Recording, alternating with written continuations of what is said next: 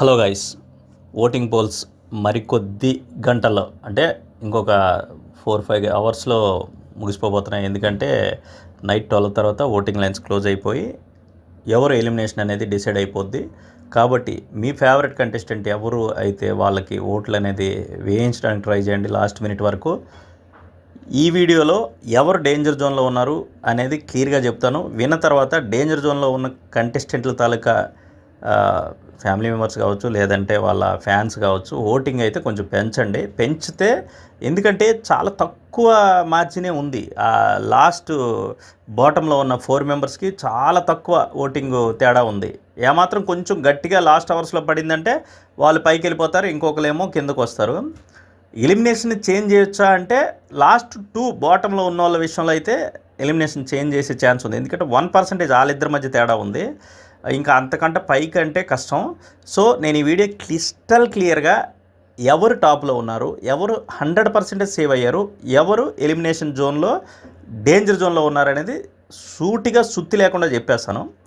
First Tanuja 100% save అయింది. ఈ audience ఓట్లతోనే కాదు, ఈరోజు ఆవిడ కెప్టెన్గా గెలిచి ముందే, అంటే వీకెండ్కి ముందే, అంటే ఓటింగ్ లైన్స్ క్లోజ్ అవ్వడానికి ఒక 1.5 అవర్ ముందే 10:30కి ఎపిసోడ్ క్లోజ్ అవుద్ది కదా, 12 వరకు ఉంటుంది. అంటే 10:30కే ఆవిడ సేవ్ అయిపోద్ది. ఇమ్యూనిటీ పవర్ అనేది బిగ్ బాస్ ప్రకటిస్తాడు. ఆవిడ ఓట్లు అనేది ఇంకా అవసరం లేదు. ఆవిడని హాట్స్టార్లోంచి ఆవిడ ఓటింగ్ లైన్స్ కూడా తీసేస్తారు. ఆ తర్వాత తనుజ ఓట్స్ ఎవరికి పడతాయి అన్నది కూడా కొంచెం కీలకమే. లాస్ట్ 2 బాటం నేను నిన్నటి వీడియోలో చెప్పాను కదా, ఎలిమినేషన్ చేంజ్ చేసినంత సీన్ ఉండదు నిజంగానే. కానీ లాస్ట్ బాటంలో ఇప్పుడుకున్న పరిస్థితిని బట్టి లాస్ట్ బాటంలో ఉన్న ఇద్దరు విషయంలో మాత్రం కొంచెం చేంజ్ చేయడానికి అవకాశం ఉంటుంది. కాబట్టి చూసుకోండి అది. నెక్స్ట్ సెకండ్ తనుజ్ అయితే 24%తో టాప్లో ఉంది. ఈ వీక్ స్టార్టింగ్ నుంచి ఇప్పటి వరకు ఒకే జోస్తో వచ్చింది ఆవిడ. చెప్పాను కదా, ఈవిడికి ప్రీ ఎగ్జిస్టింగ్ ఓటింగ్ అనేది పర్ఫెక్ట్గా ఉంది. తనుజకి ఆవిడ హౌస్లోకి ఎంట్రీ ఇచ్చినప్పుడు ఎంత ఓటింగ్ అయితే వచ్చిందో ఆ ఓటింగ్ని అలా కాపాడుకుంటుంది. అదే చెప్తాను, మరీ నెగిటివ్గా వెళ్ళట్లే. బయట స్ట్రాంగ్ పిఆర్ని పెట్టుకొని వచ్చింది ఆవిడ. చాలామందికి పిఆర్లు ఉన్నారు, ఈవిడికి కూడా ఉన్నారు. సో ఆవిడైతే టాప్లో కొనసాగుతుంది. సెకండ్ ప్లేస్లో కళ్యాణ్ ఉంటున్నాడు. కళ్యాణ్ అయితే 22% ఉంటున్నాడు. కళ్యాణ్కి ఈరోజు ఎపిసోడ్ హైలైట్ అవుద్ది. ఎందుకంటే ఆ ఫోటో ఏదైతే వచ్చినప్పుడు ఆ ఫోటోకి సంబంధించి అతని చైల్డ్హుడ్ మెమరీస్ అనేది గుర్తు చేసుకుని చాలా, ఒక రకంగా చెప్పాలంటే మన అచ్చ తెలుగులో చెప్పాలంటే హృదయ విదారకంగా ఉంటుంది అనమాట. ఆయన లైఫ్ అనేది చిన్నతనంలో బాల్యం ఎలా ఉందనేది ఆల్రెడీ లైవ్లో మనకి అది వచ్చేసింది. కాకపోతే కొంచెం స్కిప్ చేసేసాడు, మనకి లైవ్లో అంత చూపించలేదు. కానీ అప్డేట్స్ అయితే మాత్రం నిన్నే వచ్చాయి మనకి. ఆల్రెడీ మనకి జర్నలిస్ట్ సతీష్లో ఈ అప్డేట్స్ అనేది మార్నింగే మీకు ఆల్రెడీ ఒక వీడియోలో వేయడం జరిగింది. చూడండి, కళ్యాణ్కి అయితే హైలైట్. ఈ ఎపిసోడ్తో ఆయన గ్రాఫ్ మరింత పెరుగుతుంది. అంత కష్టాల నుంచి వచ్చాడా అన్నట్టు ఉంటుంది. నెక్స్ట్ సుమన్ శెట్టి ఏమో 3rd ప్లేస్లో ఉన్నారు. కళ్యాణ్ తనూజ ఇంచుమించు ఒక 2-3% ఓటింగ్ తేడాతో ఉంటే ఫస్ట్ సెకండ్ ప్లేస్లో. సుమన్ శెట్టికి కళ్యాణ్కి వచ్చేసరికి డబల్ ఉందన్నమాట ఓటింగ్ తేడా. సుమన్ శెట్టికి అయితే 11% ఉంది. ఇప్పుడు ఈ రోజుకి ఓటింగ్ లైన్స్ ముగియడానికి ఇంకా కొద్ది గంటల ముందు ఇప్పుడు చూస్తే 11%తో 100% సేవ్ అయిపోయిన లిస్టులో సుమన్ శెట్టి కూడా ఉన్నాడు. సుమన్ శెట్టికి కూడా చెప్తున్నా కదా, హౌస్లోకి వచ్చిన తర్వాత అతను పెంచుకునే దానికంటే ముందే ఆయనకి ప్రీ ఎగ్జిస్టింగ్ ఓటింగ్ అనేది ఉంది. 400 సినిమాలు అంటే మామూలు మాటలు కాదుగా. ఆ సినిమాల తాలూకా ప్రీ ఎగ్జిస్టింగ్ ఓటింగ్ అనేది ఏదైతే ఉందో ఆ ఓటింగే ఇతన్ని కాపాడుతూ వస్తుంది. హౌస్లోకి వచ్చాక చాలా డల్గా అలా ఏదో ఉన్నాను అన్నట్టే వెళ్తున్నాడు ఆయన. నెక్స్ట్ 4th ప్లేస్లో అయితే సంజన ఉంది. సంజన కూడా 100% సేవ్ అయిపోయింది. 10% ఓటింగ్తో ఉంది సంజన. ఇప్పటికి ఈ రోజుకి ఈవినింగ్కి వచ్చేసరికి 10% ఓటింగ్తో ఉంది. సంజనకి ఏంటంటే తనకి ప్రీ ఎగ్జిస్టింగ్ ఓటింగ్ అంటూ ఏం లేదు. ఎప్పుడు బుజ్జిగాడు, ఎప్పుడు సంజన.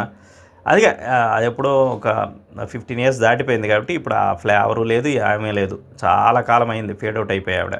నెక్స్ట్ ఆవిడ మీద చాలా బయట కొన్ని వివాదాలు కూడా ఉన్నాయి కాబట్టి అయిపోయింది. హౌస్లోకి వచ్చిన తర్వాతే ఆవిడ తన తాలూకా బిహేవియర్ కావచ్చు, ఆట తీరుతో కొంచెం ఉండాలి సంజన అన్నట్టుగా చేసుకుని ఓటింగ్ని పెంచుకుంది. ఆ ఓటింగ్తో పాటు ఈవిడికి వరుసగా కొన్ని వారాలకు ఎప్పుడు వచ్చినా ఒక అడ్వాంటేజ్ ఏంటంటే ఇమానియల్ ఓటింగ్స్ నామినేషన్లో ఉండట్లే. దానివల్ల ఇమానియల్ తాలూకు ఓటింగ్ అనేది ఈవిడికి కొంత షేర్ అవుతుంది. 100% షేర్ అవుతుంది, నో డౌట్. ఎందుకంటే వీళ్ళిద్దరి మధ్య మంచి బాండింగ్ ఉంది. ఇమానియల్కి వేయాలనుకున్న వాళ్ళు ఎవరికి చేస్తారు చెప్పండి? ఇమానియల్ లేడు, ఏం చేస్తారు? అతనికి క్లోజ్గా ఉండే ఎవరు ఉన్నారు అనేది చూసేస్తారు. కాబట్టి మమ్మీ అంటారు కాబట్టి వాళ్ళిద్దరి మధ్య బాండ్ వల్ల సంజన కొంత ఓటు అయితే షేర్ అవుతుంది. నెక్స్ట్ ప్లేస్లో డీమోన్ పవన్ ఉన్నాడు. డీమోన్ పవన్ కూడా 8% ఓటింగ్తో ఉన్నాడు డీమాన్ పవన్ ఈ రోజుకి. లాస్ట్ ఓటింగ్ పోల్స్ ముగియడానికి కొన్ని గంటల ముందు 8%తో ఉన్నాడు. డీమాన్ పవన్కి అడ్వాంటేజ్ ఏంటంటే చెప్పాను కదా, అతనికి ప్రీ ఎగ్జిస్టింగ్ ఓటింగ్ లేదు, కానీ హౌస్లోకి వచ్చిన తర్వాత కొంత ఈ కుర్రోడు ఏదో చూడడానికి కొంచెం బాగున్నాడే, మంచిగా ఆ బిహేవియర్ వైజ్ కానీ ఇది కానీ బాగున్నాడని ఒక్క ఏదైతే రీతుతో ఉందో ఆ ట్రాకు ఆ గొడవలు అదొక్కటే మైనస్ తప్ప మిగతా అన్ని విషయాల్లో అతను పర్ఫెక్ట్గా ఉంటాడు. ఫిజికల్ టాస్క్లు అయితే నెక్స్ట్ లెవెల్, ఇంకా అతన్ని కొట్టేవాడు లేడన్నట్టు ఆడతాడు అతను. ప్లస్ నిన్న కూడా అతనికి చాలా అన్యాయం చేసినట్టు అనిపించింది. ఆడియన్స్ కోణంలో కూడా అతను కూడా బాగా బాధపడ్డాడు. ఏంటి ఎన్నిసార్లు తీసేస్తారు రా బాబు నన్ను, అసలు నాకు ఛాన్స్ ఇవ్వరా ఏంటి, నేను ఆడతానంటే ఛాన్స్ ఇవ్వరా అన్నట్టు చాలా ఫీల్ అయ్యాడు కదా. ఖచ్చితంగా అది ఆడియన్స్కి రీచ్ అవుద్ది, ఎందుకంటే అక్కడ ఫేవరేటేజ్. ఇక్కడ దివ్య ప్లేస్లో డీమాన్ని సెలెక్ట్ చేసి ఉంటే కొంచెం బాగుండేదేమో అనిపించింది. ఓకే, అతన్ని తర్వాత కళ్యాణ్ ఉంచుతాడా తీసేస్తాడా తర్వాత సంగతి, నిన్న కెప్టెన్సీ అయితే అదే నిన్న రాజుతో ఆడే దీంట్లో. కానీ ఛాన్స్ అయితే అక్కడ వరకు వచ్చి ఉంటే బాగుంది కదా అన్నట్టు ఫీల్ అయ్యాడు అతను. అయితే డీమాన్ అయితే 8%తో 100% సేవ్ అయిపోయిన లిస్ట్లో ఈ వీక్ డీమాన్ కూడా ఉంటాడు. ఆ తర్వాత ప్లేస్లో భరణి ఉన్నాడు. భరణి కూడా 100% సేవ్ అయిపోతాడు ఈ వీక్, ఎందుకంటే ఆయన కూడా 8% ఉంది. భరణికి లాస్ట్ వీక్ ఇప్పటికి తేడా ఏంటంటే, లాస్ట్ వీక్ లేని కొంతమంది కంటెస్టెంట్లు ఈ వీక్ నామినేషన్లోకి రావడం వల్ల భరణికి సేఫ్ అయిపోయే అవకాశం ఉంది. లాస్ట్ వీక్ లేని కొంతమందికి, ఇతను భరణి కంటే వీక్ కంటెస్టెంట్లు కొంతమంది ఉన్నారు, వాళ్ళు లాస్ట్ వీక్ లేరు కాబట్టి భరణి లాస్ట్ వరకు వచ్చి ఎలిమినేషన్ జోన్ వరకు నువ్వా నేనా నువ్వా నానే అన్నట్టుగా పోటీపడి ఆఖరికి ఆ సాయి పోయాడు బయటికి, సాయి శ్రీనివాస్ పోయాడు, ఇతను సేవ్ అయ్యాడు.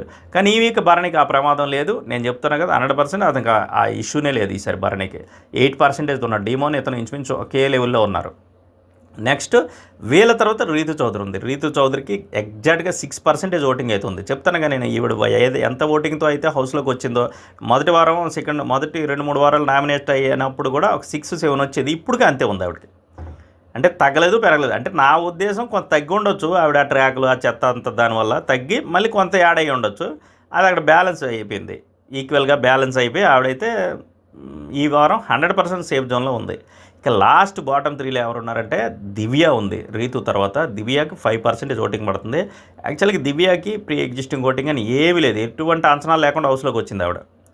హౌస్లోకి వచ్చి అలా కొద్దిగా తన ఆట తీరు తీర్చేసుకుంది. మన తనుజతో ఎప్పుడైతే ఇష్యూ అయ్యి తనుజని లేపేసిందో మీరందరూ ఒకటి అనుకుంటారు ఏంటంటే ఆవిడకి నెగిటివ్ అయిపోయింది ఆవిడ ఇది కానీ కాదు, అదే దివ్యకి ప్లస్ అయింది. ఎందుకు ప్లస్ అయింది, తనుజని హేట్ చేసే వాళ్ళందరికీ కూడా కరెక్టే కదా మంచిగా చేసింది కదా అనే ఫీలింగ్ వచ్చి ఈవిడికి అందుకే ఒక సెట్ నోట్ బ్యాంక్ అనేది ఒక మార్క్ అనేది సెట్ అయింది ఆవిడకి. చెప్తాను 5% ఓటింగ్ అనేది ఇంతమంది 10 మంది వచ్చినప్పుడు వచ్చిందంటే దివ్యకి గ్రేట్.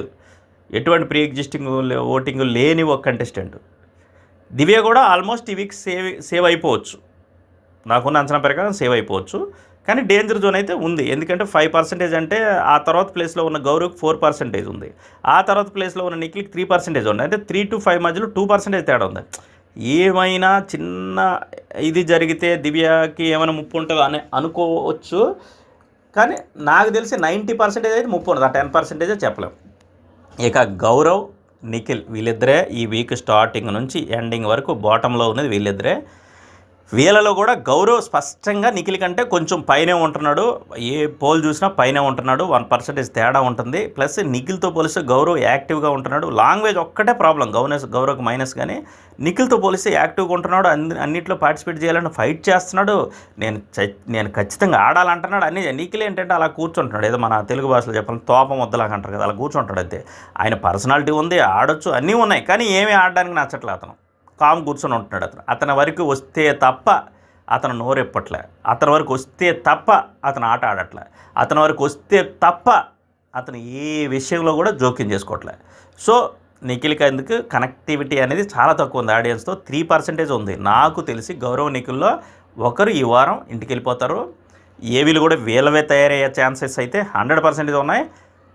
గౌరవ నిఖిల అనుకుంటే నిఖిలే వెళ్తాడని నేను అనుకుంటున్నాను. కాకపోతే ఒక ఛాన్స్ అంటే గౌరవ్కి తెలుగు రాదు కదా, నిఖిల్ ఉంటే కొంచెం బెటర్ అని ఆ సీరియల్ యాంగిల్ ఆలోచించారు అంటే మాత్రం నిఖిల్ ఉంచే ఛాన్స్ ఉంది, కానీ లేదంటే 99% నిఖిల్కే ఇప్పటికైతే ఉంది. ఈ 3 గంటల్లో మళ్ళీ ఇప్పుడు తనుజకి ఇక్కడ ఒక చిన్న ట్విస్ట్ ఏంటంటే, తనుజ ఇప్పుడు ఓటింగ్ లైన్స్లోంచి తీసేస్తే తనుజకి ఎక్కువ క్లోజ్గా ఉండి తనుజకి బాగా సపోర్ట్ చేస్తుంది నిఖిల్ హౌస్లో.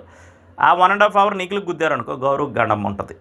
సో అది గౌరవ్ నిఖిల్లోనే ఒకరిది ఎలిమినేషన్ అయితే ఉండే ఛాన్స్ ఉంది. సతీష్ గారు ఒక 2 days పడుతుంది, ఇంకా ఒక 2 daysలో వచ్చేస్తారు. అప్పటి వరకు ఆయన చెప్పే మెసేజ్నే నేను నా వాయిస్లో వినిపిస్తా. ఇది సతీష్ గారి వీడియోనే. Thank you.